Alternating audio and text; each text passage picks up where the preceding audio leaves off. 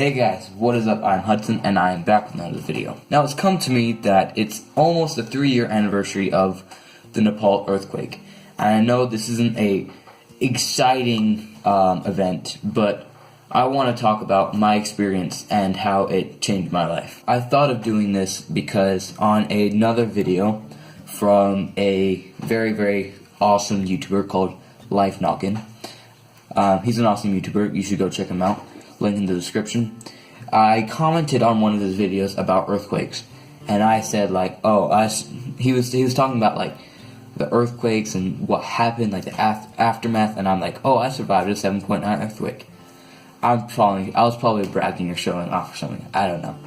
And that actually surprisingly got a lot of replies. So this is for the people who commented back on that. So I'm gonna show these guys these videos. So hopefully you guys enjoy it as well. If you are one of those people, thank you for replying and liking that comment. It means a lot to me. So this is the world. Nepal's right there. And on April 25th, 2015, this is what happened. Yeah, I think a more accurate description of what it felt like was the first one, the one that was 7.9. It felt like the world was kind of tipping like this.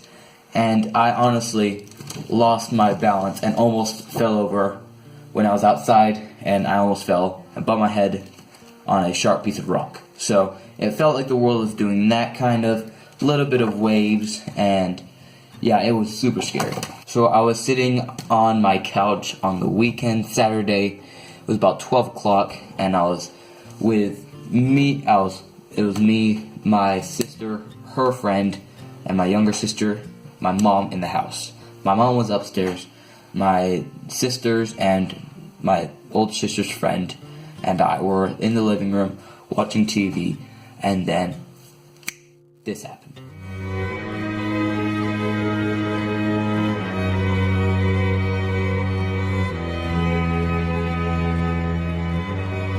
So it was April 25th, 2015.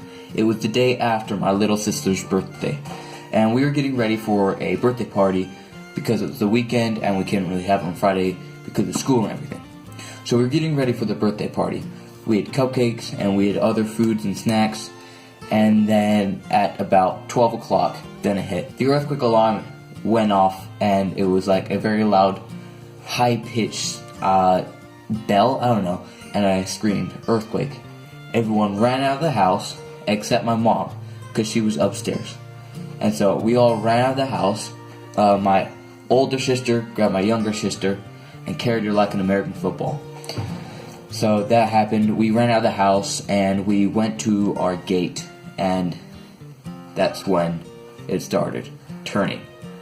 My mom then went out of the house just running and started to collect all of us, and we just stopped and just huddled up like a play before American football.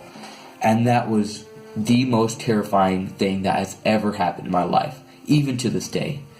My heart was racing so fast, I just didn't know what to do, because this is the first time that anything like this has ever happened to me. So after that happened, we went to our guest house, and we stayed there for about 1 or 2 hours. But we stayed there because we had flat land there, and it was pretty safe. Our house did not fall down. The guest house did not fall down. A lot of people's houses that we knew didn't fall down either, which is awesome. But sadly, some people lost their lives and their houses were demolished. So as we were at the guest house, we're all very shook up. And then my mom decides to go back to our house and get the party supplies from my younger sister's birthday party, because it was obviously going to be canceled. It was a freaking earthquake that happened. So she went over to our house, grabbed the party supplies, got the food, got the snacks, and she brought them to the guest house. And we had cupcakes to calm us down, and chips, and all this other stuff. We were still terrified, but at least we had food. After that, we decided to go to the main road, and everyone was sitting down there. No cars were passing, they were parked to the side. A few motorcycles, but very few. And so we just sat down in the middle with our dogs, because our dogs were with us. and we just sat there for like an hour and a half. And there were rumors going around like, oh, there's gonna be another one. Be careful. Get your family safe.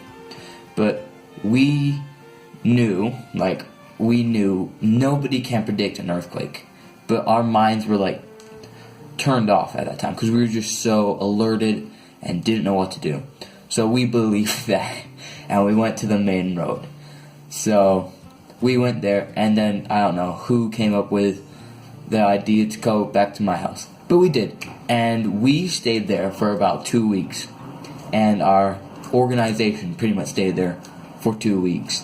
So we were sleeping on the floor, outside, dusty, and we honestly, we were bored to death. I had a ping pong table, so we played ping pong, but that was all we did, like literally all we did. So yeah, so I think this is gonna wrap it up for this video.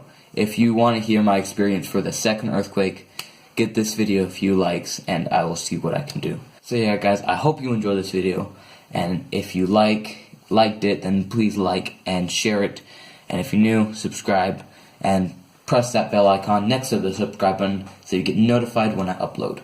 And I'm just gonna go with the outro, and thank you guys. Click right there to see last week's video. Click right there to see a video YouTube thinks that you will like personally. Subscribe above me and vote right in that corner what you want to see next week. See you then.